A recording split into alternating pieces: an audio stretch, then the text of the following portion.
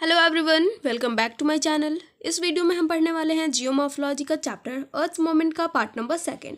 Part first में हमने काफ़ी सारी चीज़ें क्लियर कर ली हैं एंड नाउ इसमें हम देखने वाले हैं फोल्ड्स के बारे में। फोल्ड्स के टाइप्स कितने होते हैं, क्या होता है, ये सारी चीज़ें हम इसमें क्लियर करेंगे। ठीक है, तो अगर आपने पहले के पार्ट्स नहीं पढ़े या फिर कोई चैप्टर आपको पढ़ना हो तो लिंक डिस्क्रिप्शन बॉक्स में गिवन है प्ले लिस्ट का, आप जा करके पढ़ सकते हो। एंड नोट्स चाहिए तो उसके लिए भी इंस्टाग्राम का लिंक दिया हुआ है। ठीक है, तो चलिए स्टार्ट करते हैं। फोल्ड्स क्या है पढ़ते हैं इसके बारे में। Wave-like bends are formed in the crustal rocks due to tangential compressive force resulting from horizontal movement caused by endogenetic force originating deep within the earth। ठीक है, सच बेंड्स आर कॉल्ड फोल्ड्स। तो यहाँ पे किसकी बात हो रही है? इस बेंड्स की हो रही है जो वेव लाइक बेंड्स है। देखो यहाँ पे दिया हुआ हमारा, ठीक है, ये जो वेव लाइक बेंड्स बनते हैं ये हमारे क्या हैं? ये फोल्ड्स हैं। ठीक है, ये बनते कैसे? अब देखो यहाँ पे रीज़न लिखा हुआ है। ये क्रिस्टल रॉक्स में बनते हैं ड्यू टू टेंजेंटिकल कॉम्प्रेसिव फोर्स। तो ये तो आपने पढ़ रखा होगा, पिछले वीडियो में मैंने पढ़ाया था टेंजेंटिकल कॉम्प्रेसिव फोर्स होता क्या है। ठीक है, तो ये जो टेंजेंटिकल कॉम्प्रेसिव फोर्स है वो किसकी वजह से होता है? हॉरिजॉन्टल मूवमेंट जो अर्थ में होता है इंडोजेनेटिक फोर्सेस की वजह से, जो इंडोजेनेटिक फोर्सेस लगते हैं। ठीक है, जो इंडोजेनेटिक अर्थ के इनसाइड से लगते हैं। ठीक है, और इसकी वजह से जो हॉरिजॉन्टली मूवमेंट होता है, वर्टिकली नहीं, हॉरिजॉन्टली मूवमेंट होता है, तभी तो कॉम्प्रेसिव हो रहा है। यहाँ से जो भी आया और यहाँ पे क्या हो गया? बहुत ज़्यादा बन गया, तो ये क्या हो गया? हमारा फोर्स क्रिएट हो गया। ठीक है, समझ में आ गया आप लोगों को कि क्या है कॉम्प्रेसिव फोर्स। तो इसकी वजह से क्या होता है? हमारा ये फोर्स फॉर्म होता है। Okay, such bends are called folds wherein some parts are bent up and some parts are bent down. अब देखो सिर्फ इतना ही नहीं है, फोल्ड्स तो बन गए हमारे, लेकिन इसके अलावा एक चीज़ और है कि कुछ जो होते हैं इसके पार्ट्स वो ऊपर की तरफ होते हैं, कुछ पार्ट्स क्या होते हैं? डाउनवर्ड होते हैं। ओके, तो ये हो गया। अब हम इसके बारे में देखेंगे। जो ऊपर की तरफ होते हैं उनको हम एंटीक्लाइन कहते हैं और जो नीचे की तरफ होते हैं उनको हम क्या कहते हैं? उनको देखो हम साइंक्लाइन कहते हैं। ठीक है, और ये जो हमारा है ये क्या है? हमारा एक्सियल प्लेन है। तो ये क्लियर हो गया यहाँ तक सबको? डायग्राम देख करके एक बार समझ लेना कि क्या है फोल्ड्स क्या है? वेव लाइक बेंड्स है जो फॉर्म्ड होते हैं क्रिस्टल एरियाज पे, क्रिस्टल रॉक्स पे फॉर्म्ड होते हैं। किस वजह से? तो जो टेंजेंटिकल फोर्स हॉरिजॉन्टली लग रहे होते हैं इंडोजेनेटिक फोर्स की वजह से, उनकी वजह से ये क्रिएट होते हैं। ठीक है, और फोल्ड्स के कुछ पार्ट्स डाउनवर्ड होते हैं और कुछ पार्ट्स क्या होते हैं? अपवर्ड होते हैं। अब आगे देखो, the two sides of a fold are called limbs of the fold. अब जो ये टू साइड्स हैं, कौन से टू साइड्स? ये एक साइड और ये दूसरा साइड, ये क्या है? फोल्ड्स के लिम्स हैं। ठीक है, the plane which bisects the angle between the two limbs of the anticline और middle limb of the syncline is called the axis fold और एक्सियल प्लेन। एक्सियल प्लेन आपको दिख रहा है कहाँ पे है? ये है एक्सियल प्लेन। ओके, तो क्या है? एक ऐसा प्लेन जो बाइसेक्ट करता है किसके एंगल को? जो टू लिम्स हैं हमारे उनके एंगल्स को बाइसेक्ट करता है, और जो मिडिल लिम्ब है साइंक्लाइन का उसको बाइसेक्ट करता है। तो उसको हम क्या कहते हैं? एक्सिस ऑफ फोल्ड और एक्सियल प्लेन। ठीक है, अब आगे हम देखेंगे। आगे क्या हमारा? आगे हमारे पास है डीप। डीप क्या होता है वो देख लो। The inclination of rock beds with the respect to horizontal plane is termed as dip. जो इंक्लाइनेशन है रॉक बेड्स का कहाँ पे? हॉरिजॉन्टल प्लेन पे, उसको हम क्या कहते हैं? डीप कहते हैं। देखो किधर है हमारा डीप? ये है हमारा डीप। ये इंक्लाइनेशन हो रहा है कहाँ पे? हॉरिजॉन्टल प्लेन पे। ठीक है, ग्राउंड लेवल क्या हमारा? हॉरिजॉन्टल है, तो इसको हम क्या कहेंगे? ये हमारा डीप हो गया, ये इंक्लाइनेशन। अब इससे हम दो इन्फॉर्मेशन निकाल सकते हैं। कौन कौन से दो इन्फॉर्मेशंस? तो पहला, the direction of the maximum slope down bedding plane. जो मैक्सिमम स्लोप है उसका हम डायरेक्शन निकाल सकते हैं।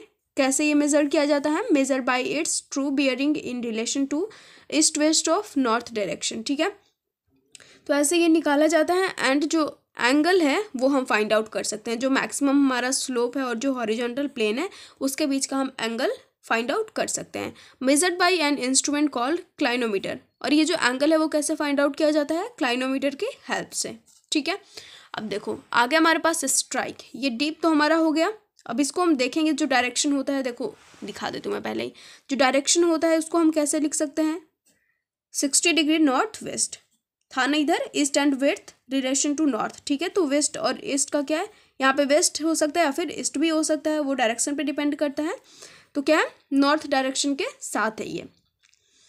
Strike would be expressed in terms of direction and angle. देखो ये डायरेक्शन में है और ये क्या है? एंगल में, 60 डिग्री नॉर्थ। इस तरह से ये फाइंड आउट किया जाता है। आगे क्या हमारे पास? स्ट्राइक देख लेते हैं। The strike of an inclined bed is the direction of any horizontal line along a bedding plane. ठीक है, तो स्ट्राइक क्या है, एक इंक्लाइंड बेड है। Okay, strike of an inclined bed is the direction of any horizontal line. Sorry, ये क्या है, एक इंक्लाइंड बेड जो हमारा इंक्लाइंड जो रॉक है उसका क्या है, हॉरिजॉन्टल लाइन है। ठीक है, बस ये हॉरिजॉन्टल लाइन, ये इससे ज़्यादा ये कुछ भी नहीं है स्ट्राइक। ये समझ लो, ये वर्टिकल तो नहीं हो सकता है, वर्टिकल तो ऐसा होता है, तो ये इंक्लाइंड और ये वर्टिकल। स्ट्राइक हमारा वर्टिकल होता है और जो डीप होता है वो इंक्लाइंड होता है। बाकी है हमारे पास एंटीक्लाइंस। एंटीक्लाइंस तो हमने पहले पढ़ा था, ये हमारा एंटीक्लाइंस था और ये क्या था, सेंक्लाइंस था। The up folded rock beds are called anticlines. Up folded, ये जो हमारा क्या था, एंटीक्लाइंस था, और ये जो नीचे वाला था ये क्या था, सिंक्लाइंस था। सिंक्लाइंस भी हमें आगे पढ़ना है। When the slopes of both the limbs और sides of an anticlines are uniform the anticline is called as symmetrical anticline. तो जो बोथ लिम्स हैं, जो बोथ साइड्स हैं एंटीक्लाइंस के, वो क्या होंगे, अगर यूनिफॉर्म होंगे तो एंटीक्लाइन कैसा होगा, सिमेट्रिकल एंटीक्लाइन होगा। ठीक है, जिसके दोनों साइड क्या होंगे, यूनिफॉर्म होंगे, एकदम बराबर बराबर होंगे। When the slopes are unequal, the anticline is called as asymmetrical anticline. Symmetrical और एसिमेट्रिकल हमारे फोल्स भी हैं, तो ये समझ लेना ज़रूरी है कि इसमें क्या होता है, जो साइड्स होते हैं वो यूनिफॉर्म होते हैं सिमेट्रिकल में, और जो एसिमेट्रिकल होता है उसमें क्या होता है, स्लोप्स अनइक्वल होते हैं, दोनों बराबर नहीं होते हैं। ठीक है, अब देखो anticlines are divided into two types on the basis of dip angles. Dip angles के बेसिस पे एंटीक्लाइन देखो टू टाइप्स में डिवाइडेड है। पहला क्या है, जेंटल एंटीक्लाइन। पहला है जेंटल और दूसरा क्या है, स्टीप। जेंटल में क्या होता है, when the deep angle is less than 40 degree, sometimes 1 degree और 2 डिग्री, कभी कभी ये 1 डिग्री और 2 डिग्री भी होता है, लेकिन यहाँ पे क्या है, जो डीप एंगल होता है वो हमेशा 40 डिग्री से कम ही रहेगा, कि इसमें जेंटल एंटीक्लाइन में। और ये जेंटल एंटीक्लाइन क्या है, जेंटल एंटीक्लाइन, ये एंटीक्लाइन का टाइप्स है। स्टीप एंटीक्लाइन में क्या होता है, जो डीप एंगल है वो 40 डिग्री टू 90 डिग्री के बीच में होता है। ठीक है, यहाँ तक सबका क्लियर हो गया। अब साइक्लाइंस देखो, साइक्लाइन ये वाला पार्ट, ये ठीक है, the down folded rock beds are called synclines. ठीक है, ये डाउन फोल्डेड है, इससे ज़्यादा इसमें कुछ दिया हुआ नहीं था, तो हमें इतना ही पढ़ना है कि साइक्लाइंस क्या है, ये डाउन फोल्ड है, फोल्ड का। आगे हमारे पास क्या है, एंटीक्लाइनोरियम, मतलब समझ लो ये एंटीक्लाइन से ही बना हुआ है, एंटीक्लाइनोरियम। एंटीक्लाइनोरियम refers to those folded structures in the region of folded mountains where there are a series of minor anticlines and synclines within one extensive anticline। एक बड़ा सा एंटीक्लाइन होता है, ठीक है, और इसी में क्या होता है, बहुत सारे छोटे छोटे एंटीक्लाइंस होते हैं और बहुत सारे छोटे छोटे सिंक्लाइंस भी होते हैं। आगे हम इससे समझने वाले हैं एक डायग्राम की हेल्प से। ठीक है, उससे आपको अच्छे से समझ में आ जाएगा। फिलहाल तो ये बस देख लो कि क्या है। Formed when the horizontal compressive tangential forces do not work regularly. ये एंटीक्लाइनोरियम कैसे बनता है, तो जो हॉरिजॉन्टल कंप्रेसिव फोर्सेस हमारे जो लगते हैं वो क्या होते हैं, रेगुलरली नहीं लगते हैं। ठीक है, तो ये फॉर्म्ड होता है और इसको हम फैन फोल्ड भी कहते हैं। तो फोल्ड के बारे में हम जब पढ़ेंगे तो हमको याद रखना है कि एंटीक्लाइनोरियम क्या होता है, हमारा फैन फोल्ड, उसको भी कहा जाता है। आगे हम पढ़ेंगे साइक्लोनोरियम। साइक्लोनोरियम क्या है, represents such a folded structure which includes an extensive syncline having numerous minor anticlines and synclines formed due to regular folding consequent upon irregular compressive forces। ठीक है, तो अब देखो यहाँ पे हमें क्या देखना है, साइक्लोनोरियम, ये है हमारा एंटीक्लाइन और ये क्या है, सिंक्लाइन। ठीक है, अब इसमें आपको दिख रहा होगा कि ये पार्ट जो है वो क्या है, सिंक्लाइन है, और ये जो ऊपर उठा हुआ पार्ट है वो क्या है, एंटीक्लाइन है। तो इसमें क्या है, छोटे छोटे सिंक्लाइन, छोटे छोटे एंटीक्लाइन है पूरे बड़े से एंटीक्लाइन में, तो उसे हम क्या कहेंगे, एंटीक्लाइनोरियम। अब ये क्या हमारा पूरा पार्ट दिख रहा है, सिंक्लाइन है। ठीक है, अब इसमें भी क्या है, एंटीक्लाइन है और सिंक्लाइन है। अब बहुत सारे एंटीक्लाइन और सिंक्लाइन होंगे, तो बहुत सारे क्या है, सिंक्लाइन में है, इसलिए इसको हम क्या कह रहे हैं, साइक्लोनोरियम। ओके, तो ये सबका क्लियर हो गया, डायग्राम की हेल्प से बहुत अच्छे से समझ में आ जाएगा आपको। एंड अब हम पढ़ेंगे टाइप्स ऑफ फोल्ड्स। तो सबसे पहले देखो कि जो टाइप्स ऑफ फोल्ड्स है वो किस पे डिपेंड करते हैं। नेचर ऑफ फोल्ड्स किस पे डिपेंड करता है, तो बहुत सारे फैक्टर्स हैं, जैसे नेचर ऑफ रॉक्स क्या है, nature and intensity of compressive forces, duration of operation of compressive forces. ठीक है, इस पर डिपेंड करता है नेचर ऑफ फोल्ड्स की, नेचर जो फोल्ड्स है उसका नेचर कैसा होगा। तो देखो elasticity of rocks largely affects the nature and the magnitude of folding process। जो इलास्टिसिटी है रॉक्स का वो क्या है, वो नेचर एंड मैग्नीट्यूड को बहुत ज़्यादा अफेक्ट करता है किसी भी फोल्डिंग प्रोसेस में। तो अब इलास्टिसिटी में अगर मोर इलास्टिक होगा रॉक्स, ठीक है, अगर सॉफ्टर होगा, बहुत ज़्यादा मोर इलास्टिक होगा तो क्या होगा, वो इंटेंस फोल्डिंग होगा, ठीक है, वो उसकी फोल्डिंग क्या होगी, स्ट्रांग होगी थोड़ी। Rigid and less elastic rocks क्या होगा, मॉडरेटली फोल्ड होंगे, ठीक है, ये मॉडरेट फोल्डेड होंगे। तो समझ में आ गया, ये मतलब मध्यम होंगे और ये क्या होंगे, बहुत ज़्यादा फोल्डिंग होगी इनकी। अब आगे हम देखेंगे, आगे क्या हमारे पास सिमेट्रिकल फोल्ड्स। तो सिमेट्रिकल में सबको याद होगा कि क्या था, इसमें यूनिफॉर्म था। Are simple folds the limbs of which incline uniformly, दोनों के लिम्ब क्या होंगे, एकदम बराबर बराबर होंगे, ठीक है, दोनों एकदम बराबर होंगे, यूनिफॉर्म होंगे। एग्जाम्पल ऑफ ओपन फोल्ड, ये ओपन फोल्ड का एग्जाम्पल है, ठीक है, जबकि ये भी एक टाइप ऑफ फोल्ड है। Formed when compressive forces work regularly, इसमें ये फोल्ड कब बनता है, तो जब कंप्रेसिव फोर्स रेगुलर लगते हैं। Okay, very rarely found in the field, और बहुत ज़्यादा रेयर फाउंड किया जाता है ये, मतलब कंटिन्यू इसको हम नहीं फाउंड कर सकते, हर जगह नहीं मिल सकता, ये हमें रेयरली मिलेगा। एसिमेट्रिकल फोर्स क्या होता है, इसमें इरेगुलर लिम्स होते हैं, ठीक है, अनइक्वल लिम्स होता है, मतलब ये एक बड़ा तो ये एक छोटा, ठीक है, तो ये क्या हो गया, इरेगुलर हो गया, unequal. Both the limbs inclined at different angles, दोनों ही जो हमारे क्या होंगे, लिम्स होंगे, उनका जो एंगल होगा वो डिफरेंट एंगल होगा, ठीक है। अब देखो, क्योंकि ये जब दोनों ही बराबर नहीं है तो दोनों का एंगल डिफरेंट ही होगा, दोनों का एंगल भी बराबर नहीं हो सकता। One limb is relatively larger while other is shorter, देखो रिलेटिवली लार्जर और क्या रिलेटिवली शॉर्टर है, तो दोनों में हमें समझ में आ गया कि एक क्या हो, ये दोनों क्या होंगे, अनइक्वल होंगे, एक दूसरे के बराबर नहीं होंगे, एक बड़ा होगा तो एक छोटा होगा, ठीक है, और इनके एंगल्स भी डिफरेंट होंगे, तो उसे हम क्या कहेंगे, एसिमेट्रिकल फोल्ड्स। अब है monoclinal folds, are those in which one limb inclines moderately with regular slope while the other limb inclines steeply at right angle and the slope is almost vertical, ठीक है। तो अब देखो इसमें क्या है कि एक जो लिम्ब होगा, ठीक है, वो क्या होगा, वो रेगुलर स्लोप मतलब आराम से ऐसे बनेगा, ठीक है, और जो दूसरा होगा वो क्या होगा, ऑलमोस्ट वर्टिकल होगा, मतलब ऐसे एकदम सीधा हो जाएगा, ठीक है। राइट एंगल, तो राइट एंगल सबको पता है कि ये क्या होता है, एकदम सीधा ही बनता है, तो वो हमेशा क्या होगा, वर्टिकल ही होगा दूसरा लिम्ब, तो वो क्या हो गया, monoclinal folds. Vertical force and moments are held responsible for its formation, अब इसके फॉर्मेशन के लिए कौन से फोर्सेस का यूज होता है, कौन से फोर्सेस को रिस्पॉन्सिबल माना गया है, तो वर्टिकल फोर्स और मोमेंट को, ठीक है, सबका क्लियर हो गया।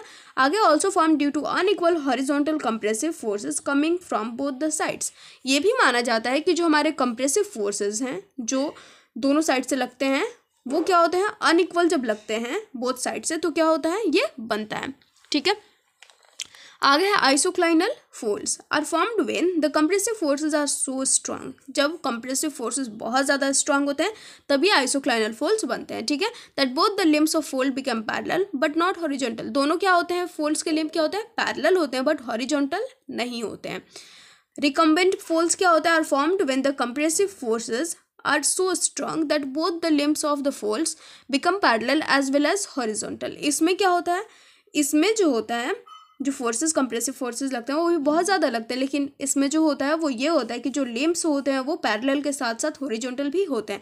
आइसोक्लाइनल में ऐसा नहीं होता, इसमें सिर्फ पैरेलल होते हैं, हॉरिजॉन्टल नहीं होते, लेकिन इसमें दोनों ही होते हैं। आगे हम क्या पढ़ने वाले हैं वो देख लो। आगे हमारे पास ओवरटर्न्ड फोल्ड्स, ठीक है, ओवरटर्न, देखो मैंने छोटा सा एकदम डायग्राम बनाया है, ये ऐसे फोल्ड्स हमारा क्या हो गया, उसको ऊपर एक और बन गया, तो ये क्या हो गया, overturn folds are those folds in which one limb of the fold is thrust upon another fold due to intense compressive forces, जब बहुत ज़्यादा स्ट्रॉन्ग कंप्रेसिव फोर्सेस लगता है तो एक फोल्ड के ऊपर दूसरा फोल्ड क्या होता है, एकदम थ्रस्ट कर दिया जाता है, ठीक है, तब क्या होता है, तब हमारा ओवरटर्न फोल्ड्स बन जाता है। आगे हमारे पास plunge folds are formed when the axis of the fold instead of being parallel to the horizontal plane become tilted and forms plunge angle which is the angle between the axis and the horizontal plane। अब देखो ये कैसे बनता है, ये parallel नहीं बनता है, मतलब कि ये हमारा देखो ये हो गया फोल्ड, ठीक है, तो ये पैरेलल नहीं बनता है हमारे ग्राउंड लेवल के, ये कैसा बन रहा है, इंक्लाइंड बन रहा है, ठीक है, डायरेक्टली, तो ये क्या हो गया, हमारा प्लंग फोल्ड्स हो गया, ठीक है। आगे हमारे पास है fan folds, represent an extensive and broad fold consisting of several minor anticlines and synclines, तो याद है ना फैन फोल्ड्स क्या था, हमारे जो भी एंटीक्लाइनोरियम थे और क्या थे, साइक्लोनेरियम थे, जिसमें कि बहुत सारे छोटे छोटे एंटीक्लाइंस एंड सिंक्लाइंस थे, तो उनको हम क्या कहते हैं, फैन फोल्ड्स कहते हैं, ठीक है। एक बार चेक कर लेती हूँ, हाँ सही है, साइक्लोनेरियम था।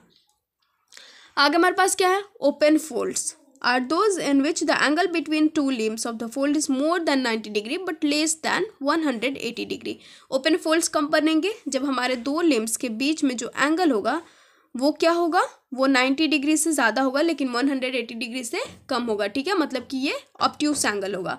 Form due to wave like folding because of moderate nature of compressive forces, ठीक है।